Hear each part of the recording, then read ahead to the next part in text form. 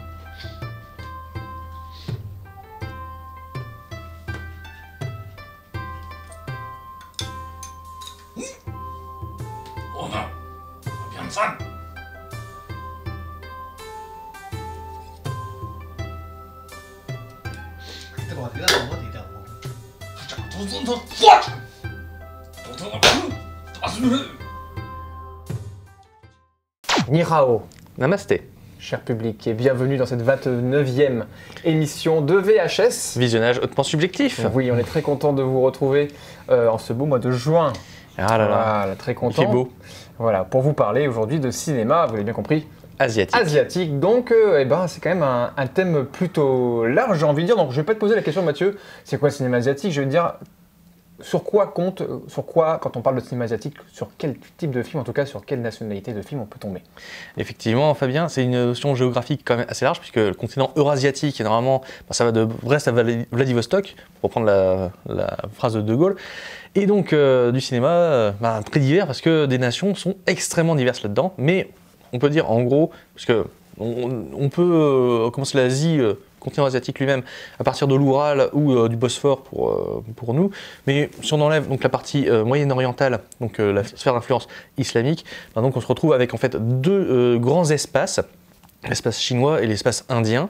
Donc leur confluence avec ce qui a été l'Indochine autrefois, justement parce que c'était à la fois et l'Inde et la Chine, c'est-à-dire les pays du sud-est asiatique. Et puis bien entendu, il y a le Japon et la Corée qui ont très grandement influencé par la Chine, mais qui ont développé évidemment leur forme particulière. Il y a la Mongolie et tous ces ensembles avec différents peuples turcs, comme les Turkmènes, l'Azerbaïdjan, Turkménistan et tout ça. Donc, moi, c'était le thème que je voulais un petit peu, tu le sais, Mathieu, puisque effectivement, le cinéma asiatique et moi, ça fait deux. C'est un amour particulier. On va dire que j'ai eu très souvent beaucoup de mal. Je commence à trouver quelques petites perles personnellement sur le cinéma, notamment celui que je vais vous parler. Moi, je l'aime beaucoup. La perle de l'Orient. La perle de l'Orient, effectivement. Donc voilà. Avant de commencer, Mathieu, tu as bien vu, j'ai oublié ma tasse aujourd'hui. J'ai vu. Ouais. Et ce n'était pas une blague. Eh non. C'était fait exprès. Ah bon? Oui. Non. Si. Pourquoi? Si. Parce que j'ai un petit cadeau. Non. Pour toi, un truc qu'on aurait pu avoir depuis un bout de temps. Et surtout parce que, restez bien jusqu'à la fin de l'émission parce qu'on a une petite annonce à vous faire. Oh, quel cadeau. Non, c'est pas ça. On a une petite annonce à vous faire aujourd'hui. On va. Après l'invité. Vous savez peut-être déjà, au vu de l'annonce qui a été faite sur les pages des réseaux sociaux. Mais voilà, il y a quelque chose. Ouais, je spoil, on spoil pas trop. Mais voilà, restez bien jusqu'à la fin de l'émission après notre invité pour qu'on vous parle. On aura des choses assez importantes à vous dire. Donc voilà. Mais en attendant, avant tout ça, j'ai un petit cadeau que je vais essayer de récupérer qui est là. C'est aussi exotique, mystérieux que l'Asie elle-même. Voilà. Donc il sait pas ce qu'il y a, il n'y a pas de tricherie. Je joue là tout de suite. Ah, tu peux ouvrir tout de suite. Ouais. Bon, voilà. Allez, un petit unboxing, on l'a jamais fait sur l'émission aussi. On voit bien sur la caméra, Mathieu, là ce qu'il ouvre. Ouais, parfait. Alors, je pense que tu vas l'ouvrir de cette façon-là. Oh, c'est une tasse. Et oh, VHS émission. Mais c'est super. Oui. Oh la vache, c'est super mignon. Voilà. On se fera un bisou après, Mathieu. Regarde, on est là. On se fera un bisou. Non, voilà, je me suis dit, on n'a jamais fait ça. On aurait pu faire ça. On ne sera pas de produits dérivés, mais c'est un petit cadeau que je lui offre à Mathieu.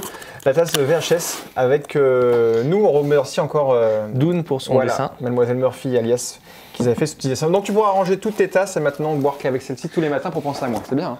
Oui, c'est bien.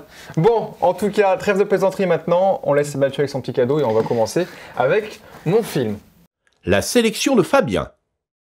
Et du coup, on va parler effectivement de mon film et un film asiatique et notamment plus précisément sud-coréen que j'ai découvert il y a un an tout juste même. Il est de 2016, il est quand même plutôt récent, mais je l'ai découvert l'année dernière. Et qui ne fut pas une belle surprise. Voilà, c'était conseillé par mon petit frère d'ailleurs qui sait très bien mon amour pour ce cinéma. Mais voilà, j'en avais vu pas mal. Mais celui-ci reste quand même pour moi un des très bons films du cinéma asiatique moderne. Il s'appelle The Strangers, c'est sorti effectivement en 2016, c'est réalisé par Na Hong-jin effectivement, et on va suivre l'histoire au sens large la vie d'un petit village sud-coréen non loin d'une montagne. Voilà, on est en pleine campagne et on va suivre une famille avec un papa qui est policier qui va se trouver face à face des étranges disparitions, des meurtres plutôt sauvages même j'ai envie de dire, plutôt sauvages et mystérieux, et tourne autour de cela un fameux étranger, japonais, justement, ici, qui va lever un mystère sur peut-être ces disparitions, ces meurtres, en tout cas, ces personnes qui deviendraient complètement folles, limite comme un peu comme des zombies, on va dire. Ouais. Mais voilà, je ne vais pas trop en dévoiler plus pour l'instant, ça va tourner autour de cette famille-là, et on peut dire que ce personnage est un anti-héros total, puisque c'est un policier de 3e, voire 4e zone, puisque voilà, cet anti-héros va essayer de comprendre ce qui se passe et de sauver sa famille au sens large. Ouais. Voilà. Bon, ça c'est le résumé du film. Moi je l'ai choisi, je le dirai pourquoi. Je vais d'abord commencer par cette fameuse question.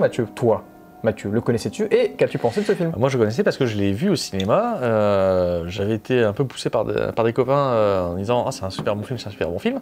J'avais eu de bonnes critiques sur YouTube, j'y suis allé et moi j'ai été déçu. Donc moi, non. Par rapport à le cinéma coréen, qui est un sud-coréen, qui est un cinéma très très vivace actuellement et qui produit de vrais chefs-d'œuvre, là, je me suis dit, non, il y a une limite à la recette. À la recette, on commence à... Est-ce que tu avais vu ces films d'avant? Alors je les ai pas vus moi encore, mais ils sont assez aussi bien estimés. Je crois que c'est le premier de ce réalisateur-là que j'ai vu, et je crois que c'est encore le seul. Il y a The Murderer qui est sorti, il y a un autre... Stories of Murder. Non, The Murderer, à chaque fois c'est The quelque chose. C'est The Murderer d'avant, et celui d'avant c'était The quelque chose d'autre. Oui, parce que Memories of Murder, c'est Bong Joon-ho, si je me souviens bien. Ouais. Et ça, par contre, c'était un super bon film. Je sais que j'ai des amis qui n'ont pas très apprécié, mais moi personnellement je l'ai trouvé génial. Donc tu dis que la recette s'arrête là, donc pour ce film-là, The Stranger, pourquoi? Qu'est-ce que tu n'aimes pas dans ce film? Moi le souci, c'est parce que, alors peut-être parce qu'il y a une vision du christianisme aussi, puisque le christianisme catholique en particulier et protestant sont très présents en Corée du Sud. C'est un pays très religieux qui a beaucoup apprécié justement l'évangélisation assez tardive quand même qui est arrivée. Et donc là je voyais justement la vision la vision qui était donnée, la réponse au mystère, puise dans les foi donc chamaniques traditionnelles, ou dans justement le côté chrétien justement tel que justement repris par les Coréens, et surtout moi j'ai été perdu à la fin du récit, pas parce qu'on ne savait pas ce qui se passait, mais parce que ça n'avait plus de sens. Et là, alors moi j'avouerai qu'effectivement j'ai quand même lu certaines analyses parce que les trucs, la première fois je l'ai vu, donc je l'ai vu 2 fois, là c'était la deuxième fois que je le voyais pour l'émission. La première lecture que j'avais faite, effectivement, je m'étais senti coincé dans le sens où le film a quand même une certaine aura, une certaine... il est long parce qu'il dure 2h30, ouais. C'est un film qui quand même se sent sur la longueur mais qui a le mérite effectivement pendant 2h30 de te coincer à te dire t'arrives des trucs, tu comprends pas, on te valdingue d'un côté, on te valdingue de l'autre, il y a plusieurs trames parallèles qui se suivent ouais. Et moi ce qui m'a plu dans ce film là c'est qu'effectivement ça reste quand même un thriller moderne dans le sens de la dramaturgie du film. Par contre il commençait super bien. Il commençait super bien. Pardon ? Il commençait super bien. Ouais, alors le film il commence avec une tirade de comment on dit ça ? Le début du film commence avec une tirade de Jésus-Christ. Je ne sais plus de quel article, on ne dit pas article, mais je ne sais plus le nom. Quel verset Ouais, quel verset, voilà, il est dit. Et qui parle qu'effectivement, la tirade, je vais très mal la dire, mais en gros, c'est regardez-moi, vous me voyez bien, je suis fait de chair et d'os, donc je suis vivant, vous pouvez me toucher, c'est moi. Voilà. Et le film part de ce postulat de est-ce qu'on va croire à ce qu'on va voir ?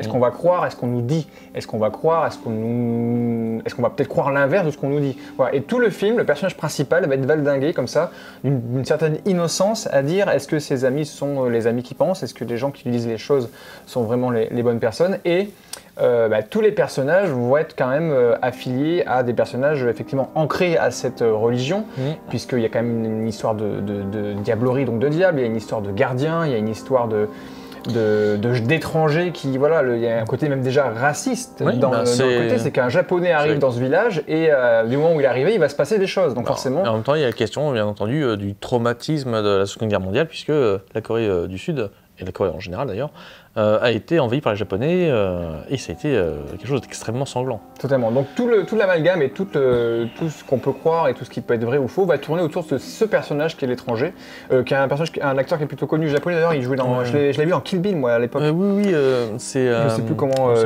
son nom va me revenir, mais en tout cas voilà. Moi j'ai aimé ce film parce que, allez, on va trouver son nom maintenant. C'est Jun Kunimura.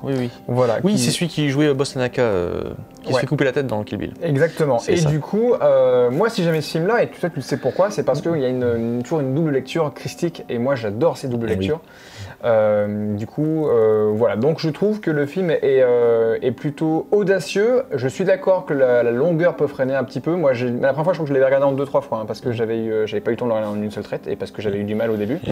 Mais avec la double lecture, et je te partagerai un article qui parle de ce film-là, ça te recentre bien les personnages, et j'y ai vu beaucoup plus clair après avoir vu cette analyse, puisqu'effectivement, il y a un trio. Le personnage principal, l'anti-héros, qui est totalement dépourvu de réelle conscience et de savoir ce qui se passe, parce qu'il y a quand même du paranormal dans le film, on va être clair et net. Il y a l'histoire du personnage du diable et il y a l'histoire du personnage de la gardienne. Et après, ensuite, il y a effectivement des chamans, il y a un diacre même qui intervient dans le film. Bref, donc tout est assez relié effectivement à la religion et à du spiritualisme au sens propre, sans être pro-religion. Et moi-même, je ne suis pas à la base, donc vous savez bien. Voilà. Un truc à rajouter, toi, Mathieu ? Tu disais que tu l'avais choisi pour une raison particulière. Pourquoi est-ce que tu l'as choisi ? Ce film-là, j'ai dit ça ? Je me suis déjà oublié pourquoi. Non, je l'ai choisi, oui, parce que effectivement, il a une double lecture christique à ce niveau-là, et parce que pour moi, c'est un film moderne qui utilise des anciens films historiques, dans anciens codes, mais contrairement à d'autres films asiatiques, je ne me suis pas ennuyé devant, et j'ai trouvé le jeu beaucoup plus effectivement occidental que leur façon de jouer. Plus théâtral, on va dire, au sens large. Non, enfin bon, j'ai pas vu ça comme ça, j'ai pas... Ouais. Non, je trouvais qu'au niveau de la façon de jouer, ils étaient une façon de jouer très coréenne. Oui, très coréenne, mais alors peut-être que j'ai dû mélanger avec un autre film avant, mais j'avais un autre film coréen qui n'était pas du tout... Dernier Train pour Busan était quelle nationalité ? C'est aussi sud-coréen. Ouais, tu vois, là par contre je sentais que ce jeu était complètement faux pour moi. Oui. Mais voilà, bref, en tout cas, moi je vous conseille, Mathieu un peu moins, mais je te partagerai cet article et j'ai hâte d'avoir ton retour. Mais il faut toujours se faire votre propre avis, n'hésitez pas. Pour ne pas spoiler. Voilà. Très bien, et bien écoutez, sur ce, on va parler de ton film, Mathieu, maintenant. Ah d'accord. C'est parti. La sélection de Mathieu. Et re-bienvenue, cette fois on va parler de mon film, donc Les Pirates de Langasuka, de Nanzi Nimibutre, film thaïlandais. Alors, moi je vais commencer tout de suite par dire pourquoi est-ce que je l'ai choisi. Parce que je l'ai choisi par rapport à son film. Ah oui. Toi tu as donc choisi un sud-coréen, donc un film du Nord. Moi j'ai pris donc un film du Sud, Thaïlande. Toi tu as pris un film qui était terrestre, donc moi j'en ai pris un qui était plus marin. J'en ai pris un qui se passait dans l'époque présente. Moi j'en ai pris un qui se passait dans le passé, justement. Dans les deux cas, par contre, il y a un rapport à la magie, il y a un rapport aux croyances anciennes, traditionnelles. Mais donc toi tu as pris quand même une histoire assez intimiste, moi j'ai pris au contraire une histoire épique, un blockbuster d'ailleurs même. Voilà, moi c'est les pirates de Lankasuka. Donc l'histoire, le royaume de Lankasuka qui est un petit royaume un peu genre Indonésie, genre Bali, etc. Gouverné par des reines, une reine et ses deux sœurs qui, elles, sont à marier. Le royaume avait acheté des canons très puissants faits par un Hollandais, mais malheureusement les canons et le bateau qui les transportait a coulé. Il ne reste plus que l'assistant chinois qui était là, donc intrigue, tentative de meurtre et d'invasion du royaume de Lankasuka par les différents clans de pirates qui infestent la région. Effectivement, et ces canons du coup étaient leur gage de suprématie en fait à cette nation, petite nation. Et dans tout ça, il y a un jeune homme, Paris, qui apprend une technique de contrôle de sa respiration pour aussi dominer une sorte de magie de l'océan. C'est assez rigolo. Donc, toi d'abord, qu'est-ce que tu en as pensé? Bon, aujourd'hui, mon nom est sur la même longueur d'onde puisque je n'ai pas aimé. Toi, tu n'as pas aimé? Non, j'ai pas aimé dans le sens. Alors, différemment du mois dernier, parce que tu avais proposé un film aussi un petit peu dans cette même veine, côté épique, que j'avais quand même plus apprécié dans un sens. Là, j'ai eu beaucoup de mal à plusieurs points de vue. En fait, premièrement, effectivement, c'est un blockbuster et un blockbuster thaïlandais est plutôt atypique pour nous, occidentaux. J'ai pas accroché à leur univers, vraiment. J'ai trouvé bien, en tout cas, on va dire, les effets spéciaux étaient plutôt pas trop mal. Voilà, le casting est bien choisi. Après, j'ai pas eu de chance parce que j'ai pas pu lire ton Blu-ray, malheureusement. J'ai dû me le taper en VF et je crois que la VF m'a payé parce que c'était la plus dégueulasse VF que j'ai vue depuis un bout de temps.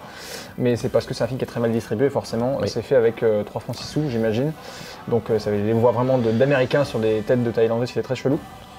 Bref, mais en tout cas, au-delà de ça, non, en fait, le côté épique m'a totalement rebuté. Ah. Dans le sens où j'avais l'impression de voir une contrefaçon, entre guillemets, prend pas mal, d'un sorte de pseudo-mix entre Pirates des Caraïbes et un Aquaman, tu vois, dans le sens où... et encore, j'ai pas vu le dernier Aquaman, mais dans le sens où, dans l'univers... oui, il y a un truc avec un seul. Dans l'univers où j'ai pas accroché, alors pourtant, j'ai pas garde mal avec des blockbusters en général, même on avait vu à l'absurde séance, rappelle-toi, Pouli, qui était indien mais qui m'a fait très kiffer parce qu'il a un côté comédie musicale, bref, même si c'était il y a aussi Bahubali. Oui, voilà, mais là celui-là non, alors je te dirais pas pourquoi, et contrairement au film asiatique en général, c'est pas parce que je me suis fait chier ou parce que j'ai pas aimé leur façon de jouer, c'est parce que là j'arrivais pas à rentrer dedans. Alors oui, c'est sûr que le doublage français n'est absolument pas là-dessus. Ça je mets de l'autre côté, mais en général j'ai pas réussi, j'ai pas accroché l'histoire. Le souci de ce film, à mon avis, c'est plutôt la réalisation et le montage, parce qu'il y a quelques beaux plans, mais c'est fait un petit peu de manière un peu bizarre, parce qu'on n'a pas de scène qui porte véritablement le film, ce qui n'est pas notre habitude à nous. Et il est aussi, et puis il dure 2 heures aussi, je crois, donc il est long aussi. Il est 2 heures, donc oui. Donc, alors moi j'avais plutôt apprécié. Oui, bon, déjà parce que j'ai pu le voir dans sa version originale, ce qui fait que là le jeu des acteurs s'en retrouve énormément amélioré. J'en suis persuadé. Moi, ce que j'avais apprécié dedans, c'était justement l'effort thaïlandais de faire, on s'appelle une vaste exploration. En même temps, il y a des questions de géopolitique dedans, donc ça m'intéressait.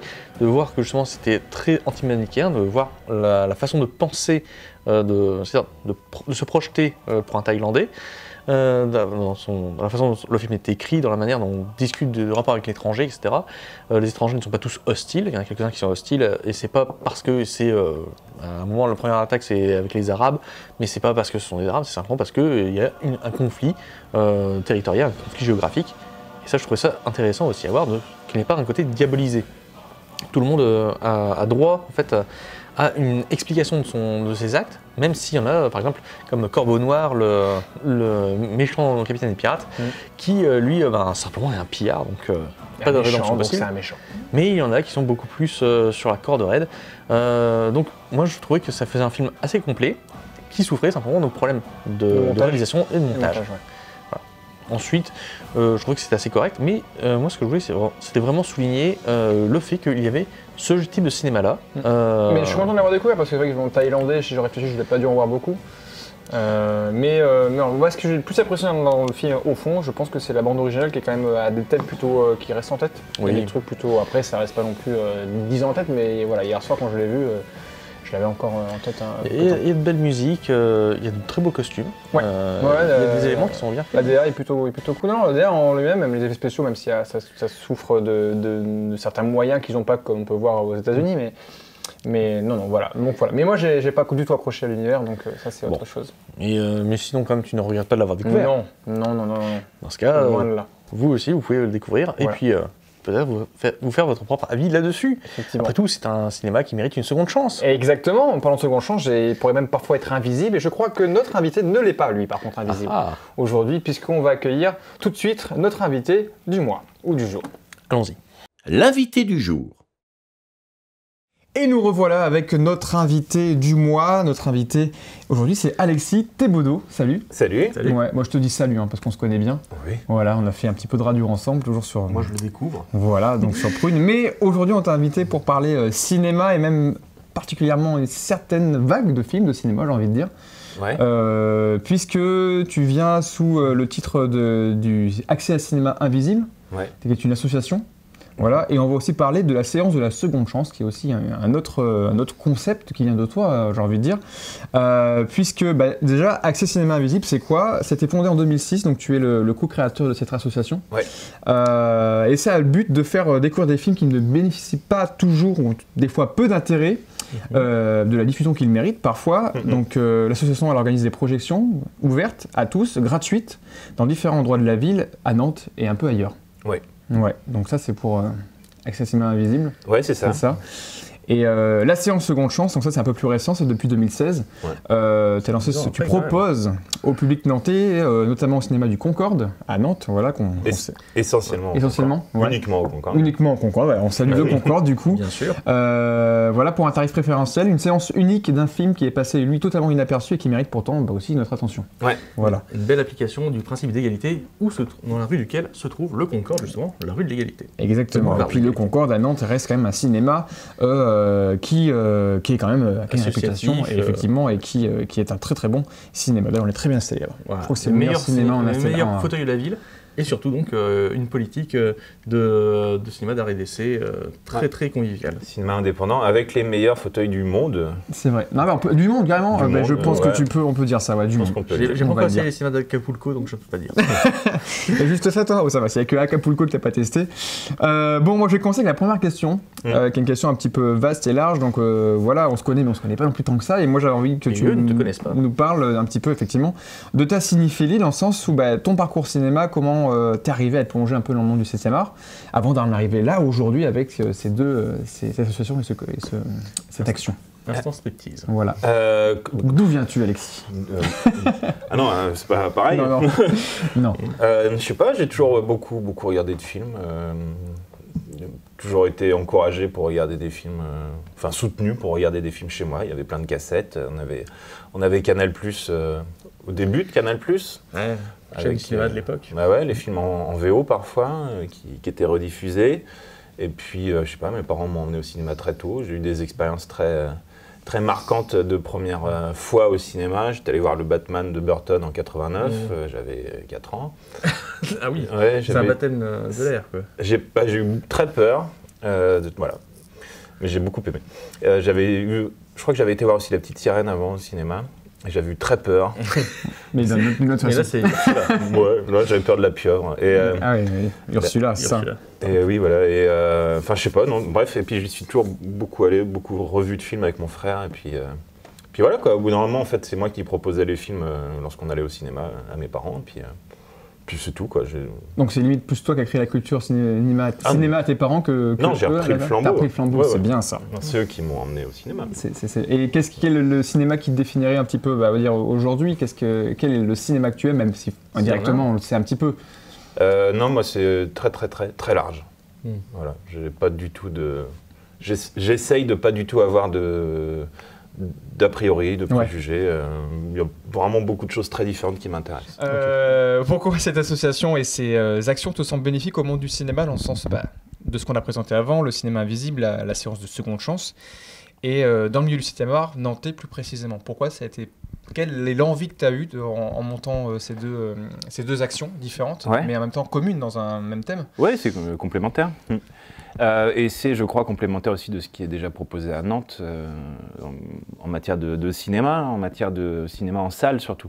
En fait, Accès au cinéma invisible, donc, quand on l'a créé en 2006 avec Jeanne Fourier, on l'a créé suite à un constat que j'ai fait assez rapidement avec les amis avec qui je faisais une émission de cinéma à Prune déjà à l'époque, où on traitait de l'actualité de tous les films qui sortaient en salle à Nantes. Et on s'est rendu compte en fait assez rapidement qu'il y avait des films qui sortaient en France mais pas à Nantes.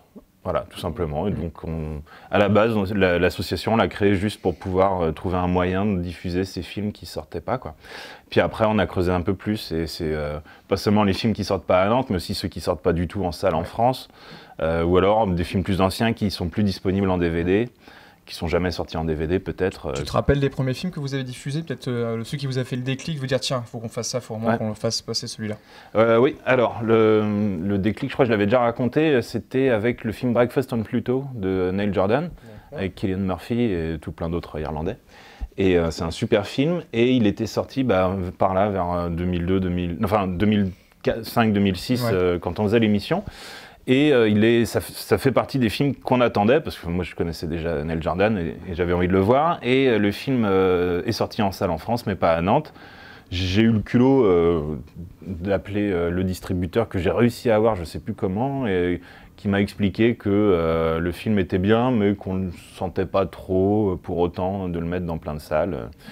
Donc voilà.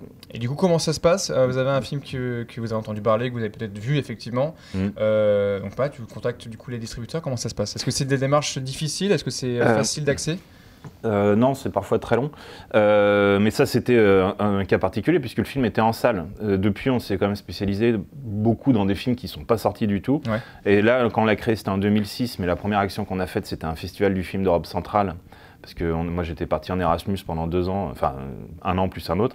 Et le festival on l'a fait en 2008, puis après on s'est arrêté un peu. Et en 2010 on lance en fait ce cycle de projection régulière qui est en fait la forme qu'a l'ASSO encore aujourd'hui. Et là c'est des films qui sont la plupart du temps pas sortis en salle, quoi. D'accord. Et ça peut être très long de trouver les droits. Il faut toujours bien sûr avoir l'autorisation de passer le film. On paye les droits de diffusion. Bien sûr. Avoir la copie en DCP. Ah non, jamais en DCP. Jamais en DCP, c'est que du DVD. Okay. On ne fait pas de projection dans des salles de cinéma, donc très très peu. Et sinon, c'est en partenariat avec les cinémas eux-mêmes. Donc non, DVD, Blu-ray, idéalement. Et puis c'est très suffisant d'ailleurs. Hein, c'est tout à fait correct pour là où on projette. Et voilà, moi je me rappelle d'un film, il m'a fallu un peu plus d'1 an avant de trouver les droits, avant de trouver l'ayant droit, parce qu'il fallait remonter, c'est passé par plein de pays différents.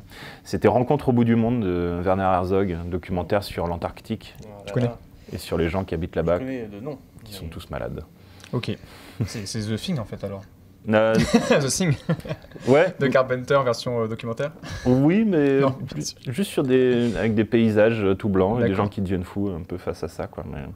Mais il n'y a pas de monstre, il n'y a pas de chien, chien fleur, je sais pas quoi. Plus sur du Shining The Thing en fait. Il y a plus de risques de Piblocto. C'est ça. Déjà, quand je disais que ce qu'on propose avec Cinéma Invisible, c'est complémentaire, c'est parce que je veux bien rappeler aussi que nous, ce qui nous intéresse, c'est toujours la sortie en salle. C'est le truc de base, quoi. C'est-à-dire, si le film ne sort pas en salle, pour nous, il est invisible. S'il est sorti en salle, mais pas à Nantes, il est invisible aussi, etc. Après, c'est les DVD. Donc, si c'est en VOD, ça ne nous intéresse pas, ça compte pas. Voilà. Donc, déjà, c'est un postulat de base. Point 1. Mais ce qui sort à Nantes, il y a quand même énormément de films qui sortent. Parce qu'il y a plein de salles de cinéma différentes qui font tous un travail franchement de qualité avec des programmations différentes et qui, du coup, sont complémentaires. Donc, sur les 15 films qui sortent par semaine en France. Il y en a 10 qui sortent à Nantes. Enfin là, je caricature, mais c'est à peu près ça. Donc c'est quand même déjà pas mal. Donc nous, on a trouvé, il y avait quand même un peu une place, et notamment pour la séance Seconde Chance qui se concentre justement sur les films récents qui sont sortis en salle en France, mais pas à Nantes, uniquement, contrairement à Cinéma Invisible qui fait des projections hors cinéma, donc c'est forcément un peu plus longtemps après, mais je ne vais pas rentrer dans les détails. Voilà, donc voilà, c'est complémentaire. Est-ce que les plateformes numériques permettraient de bien distribuer les films trop rares ? Oui, en fait, la plupart des films que nous on projette avec l'asso sont des films qui sont disponibles d'une manière ou d'une autre en VOD sur Internet. Que ce soit en France ou même si on peut les regarder à l'étranger, je sais pas, on peut les récupérer, quoi, même de manière légale, je veux dire. C'est d'ailleurs ce qu'on fait à chaque fois, nous, pour pouvoir les voir. Mais la VOD, c'est bien, mais c'est pas ce qu'on a envie de mettre en avant non plus, quoi. Nous, on veut promouvoir le spectacle de cinéma, quelque chose qui se vit à plusieurs sur un grand écran, enfin aussi grand qu'on puisse le proposer, et en commun. C'est-à-dire, voilà. Expérience collective. Voilà, c'est une expérience, le spectacle du cinéma. Après tout, le cinéma existait avant que les Frères Lumière le perfectionnent, on va dire, mais l'instant zéro du cinéma, c'est la première séance publique. C'est pas quand on a tourné un film et qu'on l'a projeté dans le labo des Frères Lumière, c'est quand on l'a montré aux autres. Et du coup, pour nous, 1895. 1895. Ouais. Et oui, c'était Bertrand Tavernier qui disait donc les Frères Lumière ont inventé le cinéma. Thomas Edison, lui, a inventé Canal+, puisque lui, par contre, son cinéma, on ne le regardait que par une petite œilleton, un seul spectateur à la fois.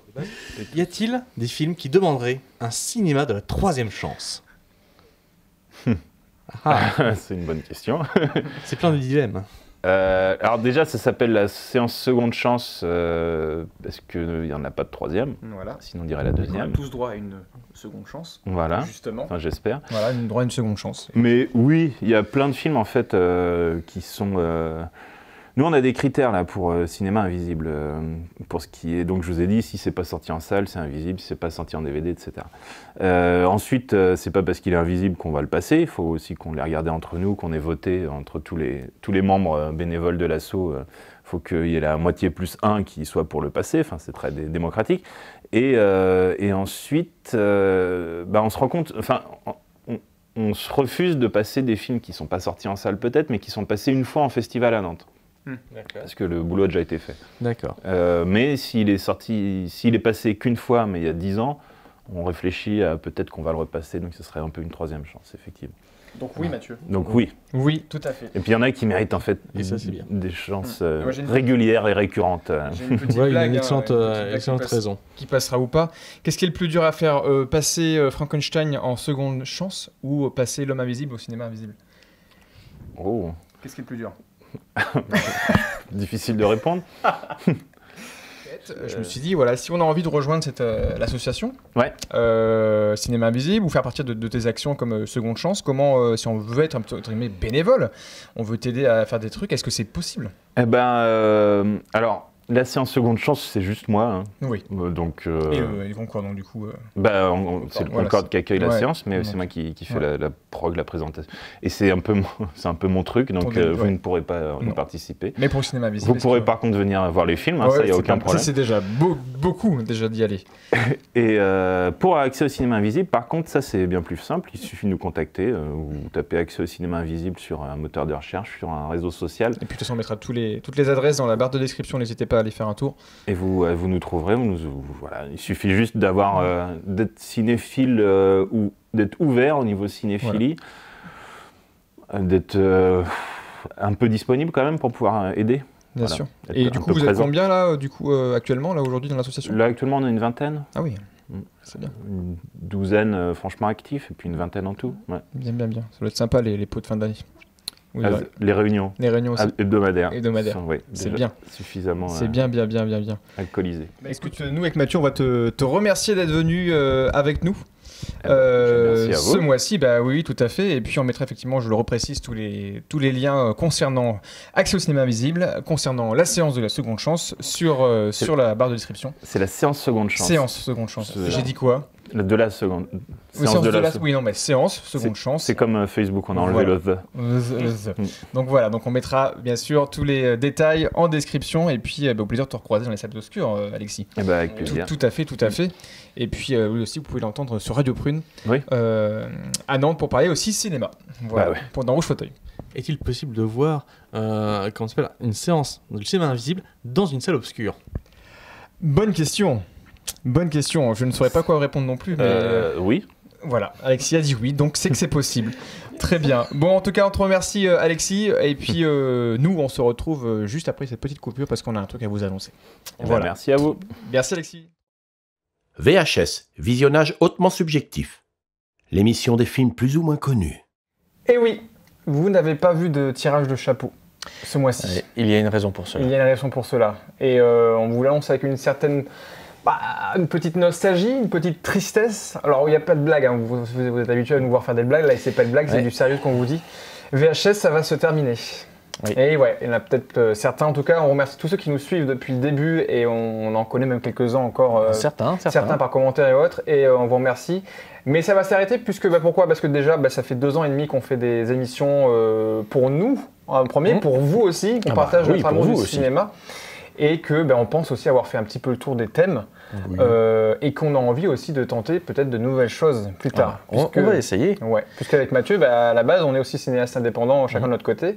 Moi, j'ai envie de me remettre sur des projets de fiction. Mathieu en a même fait un peu plus et lui commence aussi à s'y remettre bien dedans. Et on a besoin de passer aussi à autre chose, de tenter de nouvelles choses et de peut-être revenir, peut-être sur monstudio.tv ou ailleurs, sur d'autres projets. Ouais, je pense qu'il faudrait qu'on voit d'autres personnes. Ouais, qu'on voit d'autres personnes, non. Non, avec Mathieu, voilà, on a été amis avant, on était amis pendant et on sera toujours. Et on sera toujours un plaisir de vous revoir. Mais voilà, donc là c'était l'avant-dernière émission, j'ai envie de dire. Il nous restera une cet été, un petit peu particulière comme jamais, mais on va vous faire une émission un peu différente aussi. On a une petite idée et elle sera une émission sur le thème entre guillemets de la nostalgie peut-être. Un peu, cela. Voilà, un peu plus intimiste. Donc voilà, donc ne pleurez pas. Moi j'ai un petit truc dans la gorge, c'est quand même bizarre de dire que c'est c'est normal. La standard dernière en tout cas. Mais voilà, donc c'était 2 ans et demi d'émission, de rendez-vous mensuels avec vous. On a fait 29 plus la prochaine qui va arriver, donc ça fera 30 émissions. On a présenté 30 thèmes. Et surtout, on a analysé plus de 60 films, donc ça fait quand même pas mal. Pas mal, donc n'hésitez pas à revenir sur nos anciennes émissions pour voir si vous en avez loupé.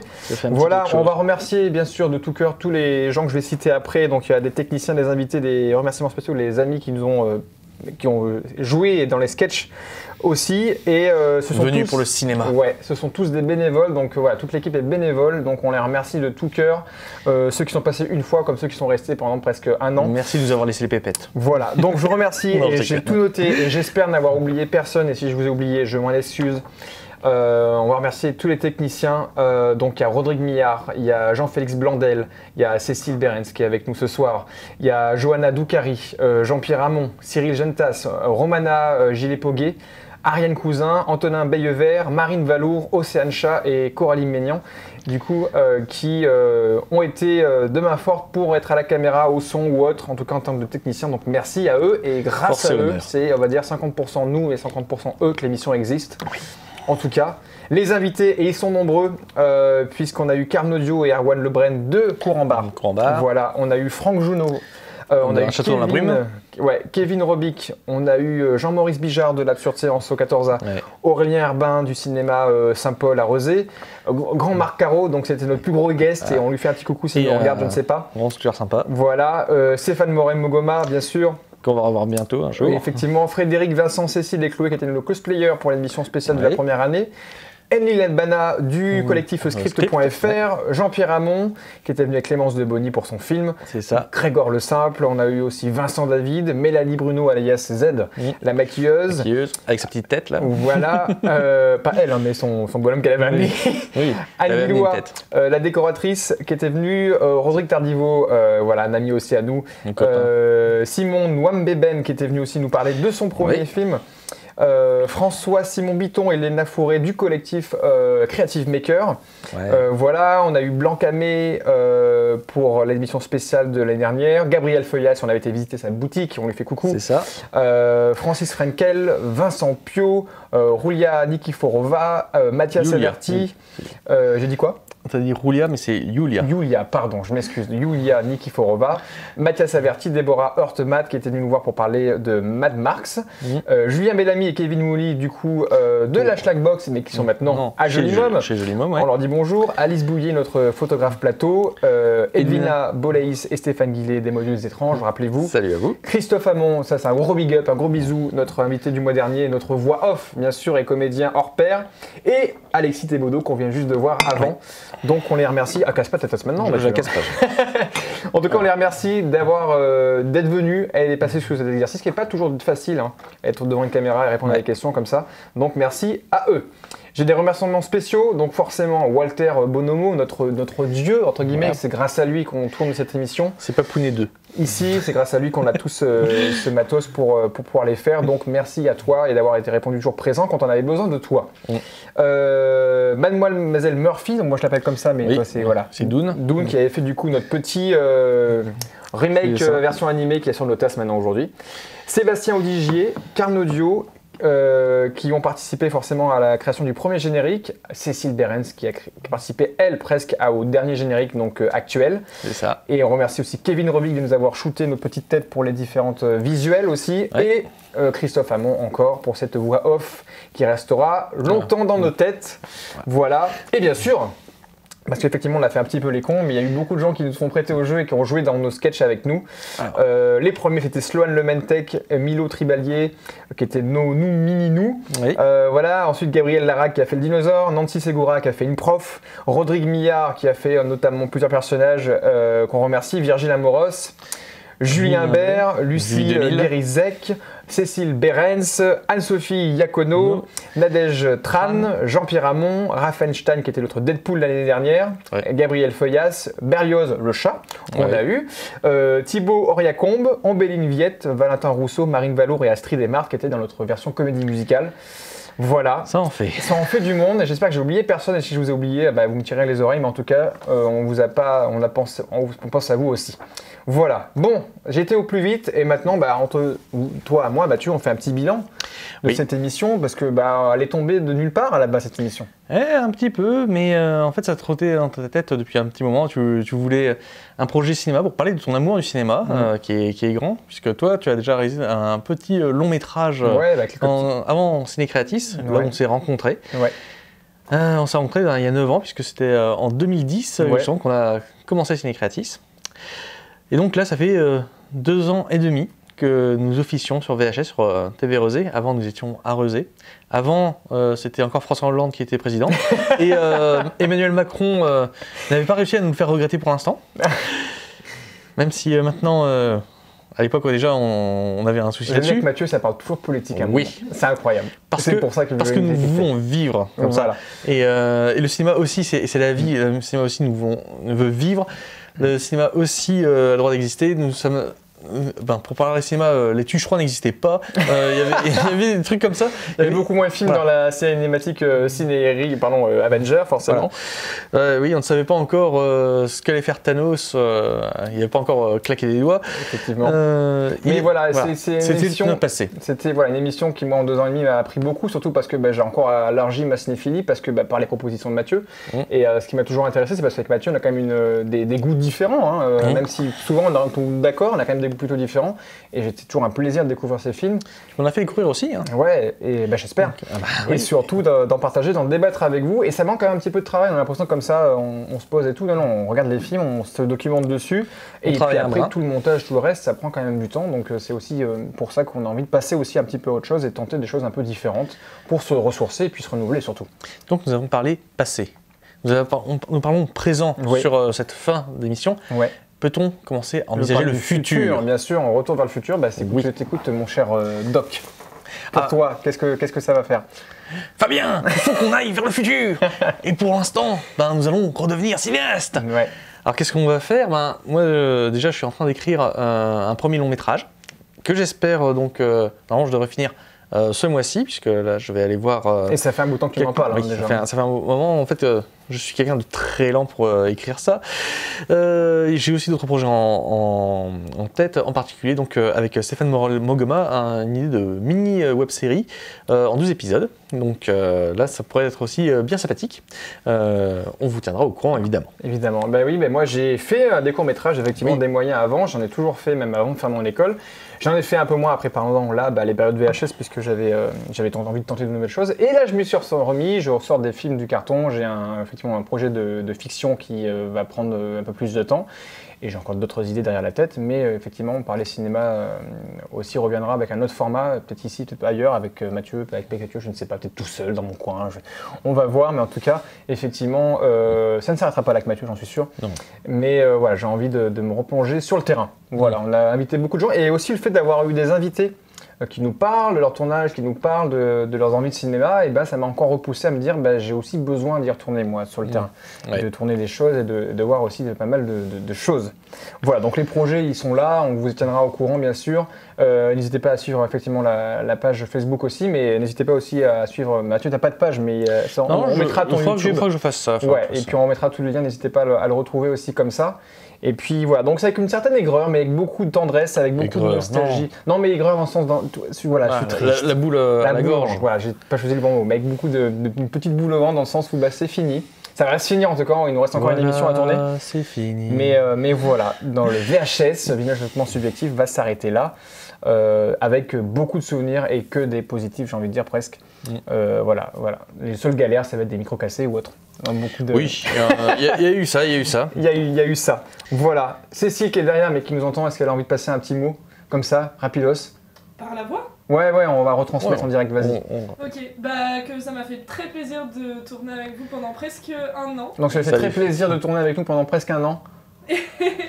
Et que je fais plein de bisous à tous les gens qui nous regardent parce qu'on fait ça pour vous. Voilà, elle fait plein de bisous en écartant bien les bras. Des gens qui nous regardent parce que voilà, c'est un plaisir. Et je suis sûr que tous les techniciens ont appris aussi beaucoup sur les films qu'on a parlé. C'est vrai, qu'est-ce que vous avez appris? Ils sont pas tous là. Bon, en tout cas, voilà, on va vous dire quand même encore au mois prochain pour la dernière émission. Alors, le mois prochain, ce sera dans l'été, je sais pas quand, mais elle sortira en tout cas dans l'été, voire peut-être début septembre, je ne sais pas. On va prendre aussi des vacances, on en a besoin. Mais voilà, il y restera une émission assez différente. Et voilà, le thème, on vous dit, c'est un peu la nostalgie. Et voilà, on se verra avec Mathieu dans d'autres contrées. Entre circonstances. Voilà. Et ben voilà, suivez-nous encore sur les pages Facebook si vous voulez. Et puis on vous fait de gros bisous, on vous dit merci encore de nous avoir suivis. Et puis voilà, à bientôt sur VHS ou ailleurs. Au revoir. Ciao.